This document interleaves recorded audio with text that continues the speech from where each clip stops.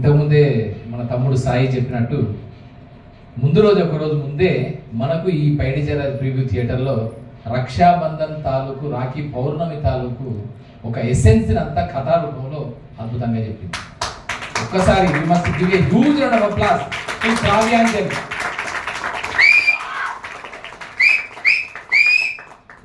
నాకు కూడా భలే ఆశ్చర్యం వచ్చింది. నాకు ఫస్ట్ తమ్ముడు సాయి తర్వాత ప్రణయ్ ఈ సినిమా ఎందుకు ఈ రోజే సెలెక్ట్ చేసి ఈ రోజే ఎందుకు ప్రదర్శించాలన్నప్పుడు చెప్పింది ఏంటంటే దీనిలో ఆల్ విమెన్, దీనిలో మేజర్గా చేసిన వాళ్ళంతా విమెన్ టీమే. దానిలో మెయిన్ ఏంటంటే శ్రావ్యాంజలి. మొత్తం కథ, మాటలు, స్క్రీన్ ప్లే, దర్శకత్వం అన్ని శ్రావ్యాంజలి ఒకటి, ఎడిటింగ్ కూడా తను ఒకటి. రెండవది ఏంటంటే దీనికి మ్యూజిక్, బ్యాక్గ్రౌండ్ మ్యూజిక్ అండ్ పాటల మ్యూజిక్ కూడా ఎవరు కంపోజ్ చేశారంటే సంధ్యావర్షిణి తను.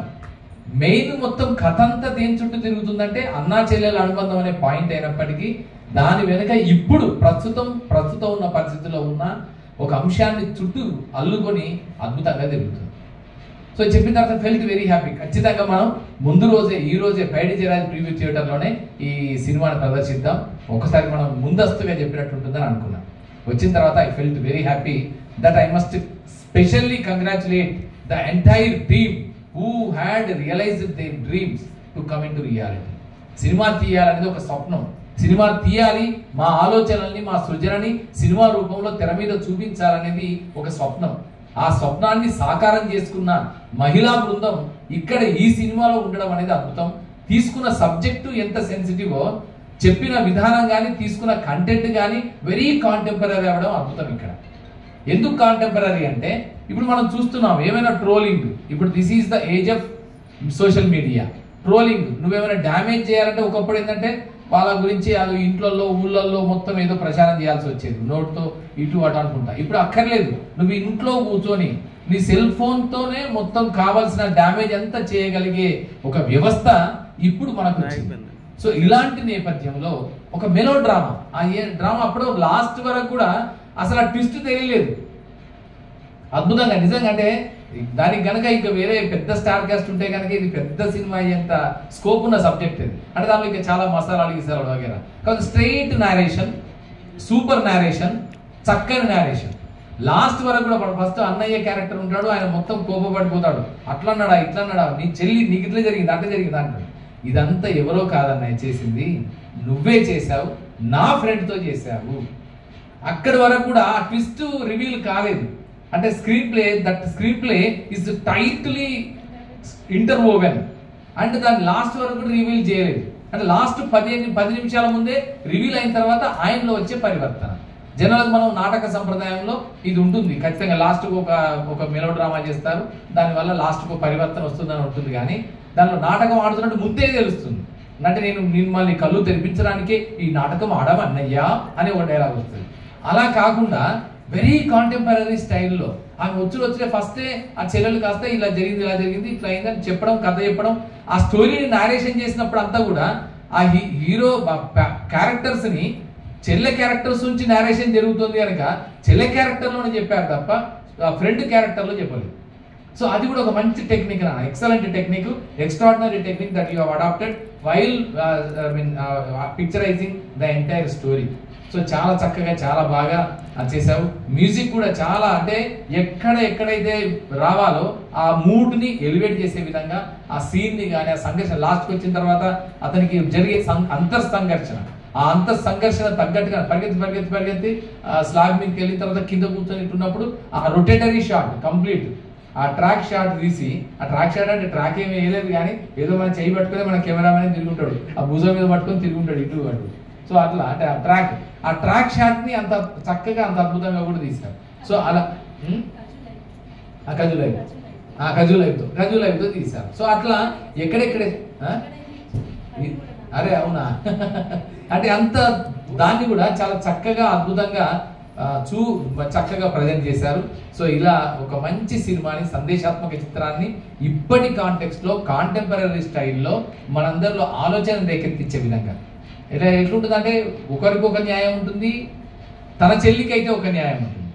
సో ఇంతకుముందే కిషోర్ దాస్ గారు ఒక అద్భుతమైన డైలాగ్ చెప్పారు, నిజంగా కూడా చాలా అద్భుతమైన డైలాగ్. అంటే ఇప్పుడుండే యుగానికి అవసరమైన అంశాన్ని పురాణాలలోంచి తీసుకోవడం.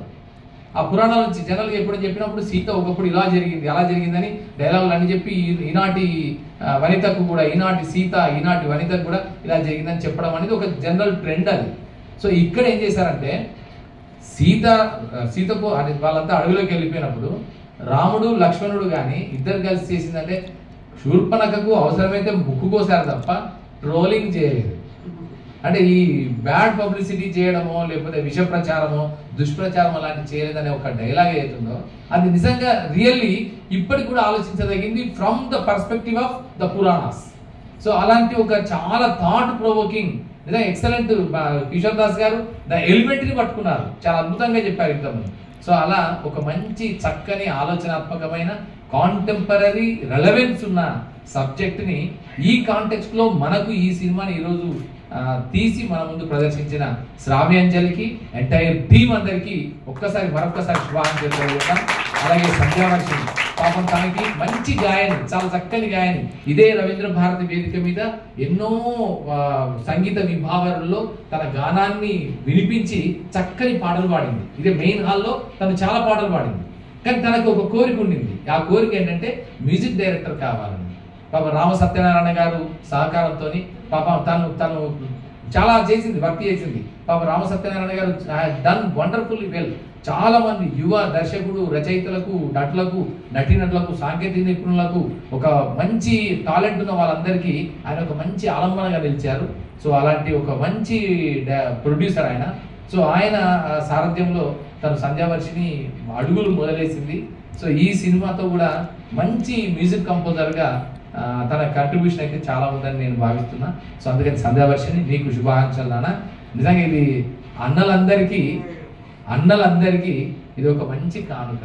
లాస్ట్ కూడా కానుకను కూడా మరి నాకేమిస్తావు కానుక అంటే, అన్నయ్య మరి నేను నీకు రక్షాబంధన్ కడతాను కానీ మరి నాకేం కానుకిస్తావు అని అంటే, కానుక వెంటనే అప్పుడు ఫోన్ రావడం, అంటే అప్పుడు ఆ టైమ్లీగా, అంటే ఆ స్క్రీన్ ప్లే అది, ఆ ఫోన్ రావడం, ఆ ఫోన్లో ఆమె చెప్పడం, ఏమని చెప్తుందంటే అది మీ అన్నయ్య మారిపోయాడు, నాకు సారీ చెప్పాడు అని చెప్పగానే అప్పుడు కూడా అతను చూసావా నేను వెంటనే ఆచరణ, ఎప్పుడైతే రియలైజేషన్ వచ్చిందో ఆ రియలైజేషన్ యాక్టివిటీలోకి వెళ్ళిపోయింది, యాక్షన్లోకి వెళ్ళిపోయింది.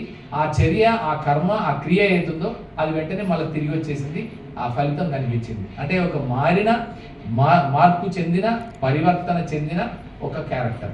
సో ఇలా ఎప్పుడు కానీ సినిమా యొక్క ప్రధాన లక్ష్యం ఏంటంటే గొంగలి పురుగుగా ఉన్న జీవి సీతాకోక చిలుకగా మారడమే. ఆ ప్రాసెస్ని కరెక్ట్గా చెప్పగలిగితే అది అద్భుతమైన సినిమా అవుతుంది. సినిమాకు సూత్రాలు అంటూ ఏమి లేవు, ఎక్కడ లేవు. ఎవరైనా చెబితే ఎవరి సినిమా వారి సూత్రమే తప్ప దానికంటూ ఒక స్టాండర్డ్ ఫార్ములా లేదు. కానీ ఒకే ఒక్క అంతఃసూత్రం ఏంటంటే ఎక్కడైతే గొంగలి పురుగు లాంటి ఒక ఫస్ట్ క్యారెక్టర్ కాస్త కొన్ని క్యారెక్టర్స్ లేదా సినిమా అంతా కూడా, కథ అంతా కూడా ఆ తర్వాత క్రమంగా జరుగుతున్న సన్నివేశాల పరంపరలో ఆ తర్వాత క్రమంగా చివరికి ఒక సీతాకోక చిలుకలాగా ఎలా అయితే రూపాంతరం చెందుతుందో ఆ రూపాంతరం చెందే ప్రాసెస్ని ఎఫెక్టివ్గా చెప్పగలగడమే సినిమా. సో ఇక్కడ ఆ సూత్రం ఈ సినిమాలో చాలా అద్భుతంగా ప్రదర్శించబడింది. ఫస్ట్ ఆయనే మొత్తం అంత చేసిందంతా అతను గొంగలి పురుగు లాంటి మనస్తత్వమే కదా. ఎవరు అమ్మాయి కనిపించగానే టీచ్ చేద్దాం అనుకోవడం అది బార్బరిక్ ఐడియా, అంటే ఒక అన్సివిలైజ్డ్ ఐడియా.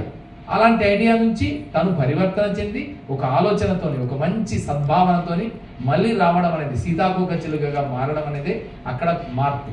సో ఈ మార్పుని అంత చక్కగా, అంత సెన్సిటివ్గా, అంతే చక్కని క్యారెక్టరైజేషన్తో, నేరేషన్తో మన ముందు ప్రదర్శించిన శ్రావ్యాంజలికి అండ్ టీంకి మరొక్కసారి మనందరికీ అర్థాల మధ్య వారికి శుభాకాంక్షలు తెలియజేద్దాం.